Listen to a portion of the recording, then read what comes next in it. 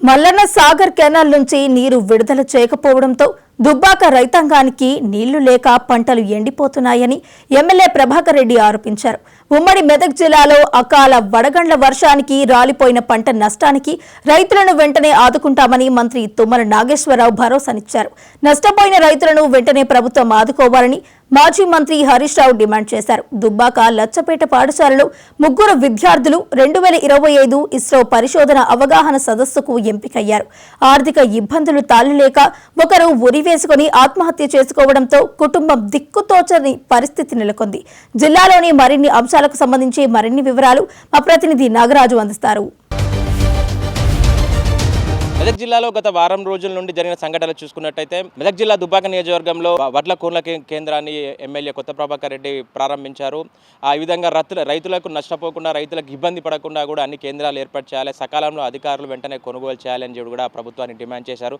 ఇదే విధంగా మల్లన్న సాగర్ నుంచి వచ్చిన కెనాల్ ద్వారా వచ్చే నీళ్లను విడుదల చేయాలని, లేనితో ఇప్పటికీ పంటలు చాలా ఎండిపోయాయని, లేనితో రైతులు చాలా తీవ్రంగా ఇబ్బంది పడుతున్నారని చెప్పి కూడా ఆవేదన వ్యక్తం చేశారు. వెంటనే మల్లన్న సాగర్ నుండి కాలువ నుండి నీళ్లు విడుదల చేయకపోతే పెద్ద ఎత్తున ఆందోళన చేస్తామని ఇటు ప్రభుత్వాన్ని హెచ్చరించారు. అంతేకాదు రైతులు మాత్రం గత ప్రభుత్వమే ఆదుకుందని, రైతులకు ఇచ్చిన హామీలు తూతా చెప్పకుండా బీఆర్ఎస్ ప్రభుత్వం పాటించిందని, కాంగ్రెస్ ప్రభుత్వం ఎలక్షన్లు ఇచ్చిన హామీలన్నీ తుంగలు తొక్కిందని చెప్పి కూడా ఇటు కొత్త ప్రభాకర్ రెడ్డి ప్రభుత్వాన్ని హెచ్చరించారు.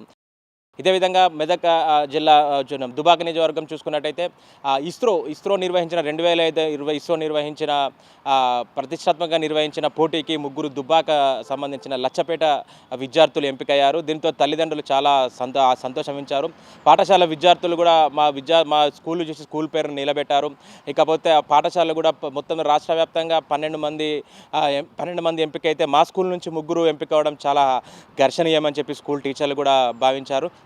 ఇది ఆన్లైన్ ద్వారా ప్రక్రియ ద్వారా అప్లై చేసుకున్న తర్వాత ఉన్న అర్హతలను బట్టి మా స్కూల్ విద్యార్థులు 3 ఎంపిక అవ్వడం చాలా సంతోషమని ఇటు స్కూల్ టీచర్స్ కావచ్చు, పేరెంట్స్ కూడా చాలా సంతోషం వ్యక్తం చేస్తారు. ఇదే విధంగా దుబ్బాక నియోజకవర్గంలో ఒక వ్యక్తి ఆలయ సంబంధించిన వ్యక్తి ఆర్థిక ఇబ్బందుల వల్ల ఉరి వేసుకొని చనిపోయిన సంబంధం జరిగింది. ఈ మధ్యలో క్రైమ్ విషయాలు కూడా చాలా జరుగుతున్నాయి. ఆర్థిక కారణాలే కారణం అంటూ కూడా ఇటు కుటుంబ సభ్యులు ఆరోపించారు. మొత్తం చెట్టుకు ఉరి వేసుకొని అర్ధరాత్రి ఇంటి నుంచి బయటికి వెళ్ళి ప్రొద్దున ఉదయం చూడగానే చెట్టుకు ఉరి వేసుకొని చనిపోవడం జరిగింది.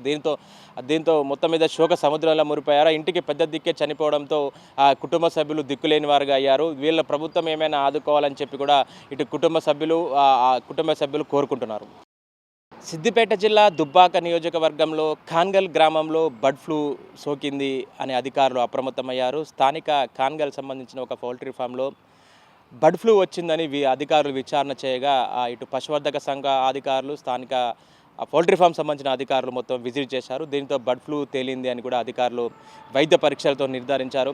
దీంతో 20,000 కోళ్ళు చనిపోవడంతో అక్కడనే పాతిపెట్టారు. ఇంకా 50,000 కోళ్ళు ఉండడంతో కూడా వాటిని కూడా చంపి పాతిపెట్టాలని చెప్పి కూడా అక్కడ అధికారులు మాత్రం హెచ్చరించారు. దీంతో మొత్తం జిల్లా మాత్రం అప్రమత్తమైందనే చెప్పాలి. అటువైపు చుట్టూ పరిసరాల ప్రాంతం ఎటు పోకుండా పికెటింగ్ ఏర్పాటు చేశారు. తక్షణమే జాగ్రత్తలు తీసుకోవాలని, ఇటు సైడ్ ఎవరు రావద్దని చెప్పి కూడా పూర్తి పోలీసుతో పికెటింగ్ ఏర్పాటు చేశారు. దీంతో మాత్రం పౌల్ట్రీ యజమానులు, వ్యాపారస్తులు మొత్తం ఆందోళనకు గురయ్యారు. అంటే చాలా నష్టపోయాం, లక్షల పెట్టుబడి పెట్టి నష్టపోయామని చెప్పి కూడా వాళ్ళు బాధపడుతున్న పరిస్థితి. దీంతో ప్రజలు కూడా అప్రమత్తం కావాలని, బర్డ్ ఫ్లూ సోకిందని నిర్ధారణ చేసిన అధికారులతో ప్రజలకు కూడా వెంటనే అప్రమత్తం కావాలని, చికెన్ ఎవరు తినద్దని కూడా వాళ్ళు హెచ్చరించిన పరిస్థితి. దీంతో మాత్రం బర్డ్ ఫ్లూ సోకిందనే మాత్రం సిద్దిపేట జిల్లాలో మొత్తం వైరల్గా మారిందని చెప్పాలి. ఇకపోతే గజ్వేల్ నియోజకవర్గాన్ని చూసుకున్నట్టయితే Kalyan Lakshmi, Shaadi Mubarak CM relief fund చెక్కులు వెంటనే పంపించాలని, ప్రోటోకాల్ విషయంలో కేసీఆర్ ఫామ్ హౌస్కే పరిమితాడని, కానీ చెక్కులు పంపకపోవడంతో చాలా ఇబ్బందికి గురవుతున్నామని, లేనితో మేము ఫామ్ హౌస్ను క్యాంప్ ఆఫీసును ముట్టడిస్తామని ఇటు బీజేపీ నాయకులు డిమాండ్ చేశారు. లేనితో ప్రోటోకాల్ అయినా ఎంపీ రఘునందన్ ద్వారా కూడా ఈ కళ్యాణ్ లక్ష్మి చెక్కులు కానీ ప్రభుత్వ పథకాలు వెంటనే విడుదల చేయాలని, వెంటనే పంచాలని, వీటితో మొత్తం ప్రజలు ఎదురు చూస్తున్నారని చెప్పి కూడా ఇటు బీజేపీ నాయకులు డిమాండ్ చేశారు. లేనితో పెద్ద ఎత్తున ఆందోళన ఉధృతం చేస్తామని, క్యాంప్ ఆఫీస్ దగ్గర ధర్నాలు చేస్తాము, ఫామ్ హౌస్ ముట్టడిస్తామని కూడా హెచ్చరించిన పరిస్థితి.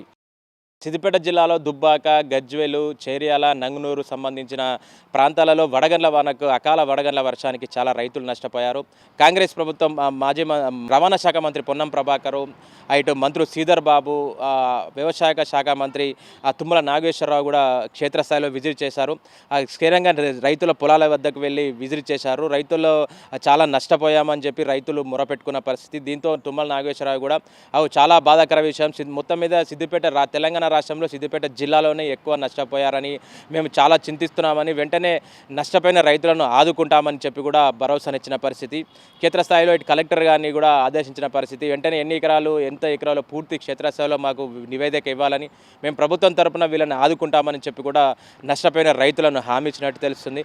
ఇదే విధంగా మళ్ళీ మధ్యాహ్నం ఇటు ఫామ్ ఆయిల్, తెలంగాణ రాష్ట్రంలోనే ఫామ్ ఆయిల్ పంట అని చెప్పి ప్రభుత్వం ప్రోత్సహిస్తుంది. దీంతో ఫామ్ ఆయిల్ ఫ్యాక్టరీ అని సిద్దిపేట నియోజకవర్గంలో నర్మేట గ్రామంలో ఫామ్ ఆయిల్ ఫ్యాక్టరీ ఏర్పాటు చేస్తున్నారు. ఇది కొన్ని రోజులలో కూడా ఇటు రైతుల ముందుకు రానుంది, రైతుల సేవలు వినియోగించుకునుంది.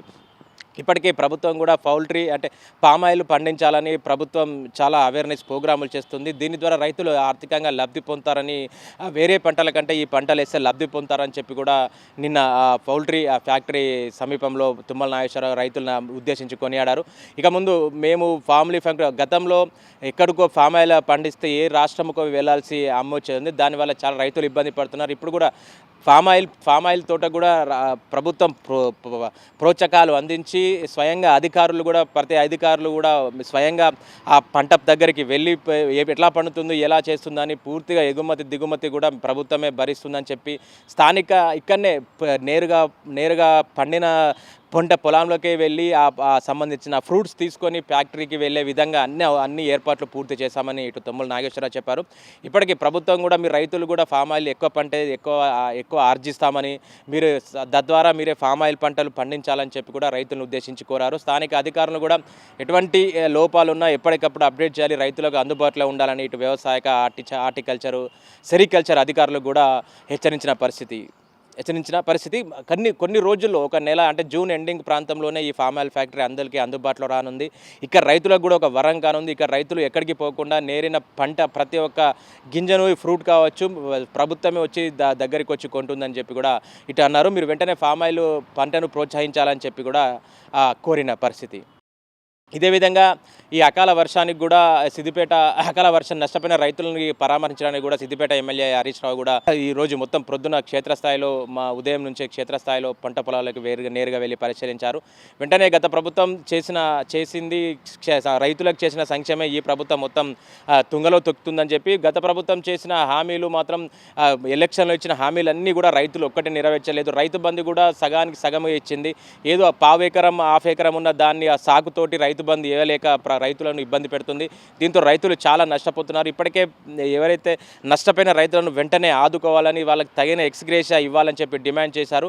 మీరు సీడ్స్ కానీ, గతంలో సీడ్స్కైనా దేనికైనా సబ్సిడీ ఇచ్చేవాళ్ళం, కానీ ఇప్పుడు ఎటువంటి సబ్సిడీ లేదు. కానీ రైతు బంధు మేము తెలంగాణ ప్రభుత్వం కేసీఆర్ ఆధ్వర్యంలో ప్రభుత్వం ఇచ్చిన రైతు బంధును కూడా తుంగలో తొక్కింది. కేవలం 9,000 కోట్ల రైతు బంధు ఇచ్చేది ఉండగా కేవలం 5,000 కోట్లు పంపిణీ చేసి ఇదే దులుపుకోరని, ఇంకా 4,000 కోట్లు ఎప్పుడు పంపిణీ చేస్తారని ప్రశ్నించారు. ఇప్పటికే రైతు ధ్యేయంగా పనిచేసింది కేవలం బీఆర్ఎస్ ప్రభుత్వమే. ఇప్పటికైనా కళ్ళు తెరిచి రైతులను కాపాడాలని, నష్టపోయిన రైతులను వెంటనే ఆదుకోవాలని, రైతు ఏడ్చిన ప్రభుత్వం నిలబడిన దాఖలా లేదని చెప్పి కూడా కాంగ్రెస్ ప్రభుత్వాన్ని హెచ్చరించారు. ఇప్పటికీ గత చేసిన బీఆర్ఎస్ ప్రభుత్వం రైతు గురించి చేసిన ప్రభుత్వం మేలే తప్ప కాంగ్రెస్ ప్రభుత్వం హామీలను మాత్రం ఇచ్చిన ఒక్క హామీ కూడా నిలబడలేదని ఇటు హెచ్చరించారు. ఇంకా ఓవరాల్గా సిద్దిపేట నియోజకవర్గం నంగునూరు, చిన్నకోడూరు మండలు కూడా మొత్తం కలియ తిరిగి క్షేత్రస్థాయిలో పరిశీలించడం జరిగింది. కానీ వెంటనే ఆ రైతులను ఆదుకోవాలని చెప్పి కాంగ్రెస్ ప్రభుత్వాన్ని డిమాండ్ చేసిన పరిస్థితి. ఇది ఓవరాల్గా వారం రోజుల నుంచి జరిగిన తాజా పరిస్థితి. కెమెరామెన్ సుదర్శన్తో నాగరాజు, మెదక్ నుండి.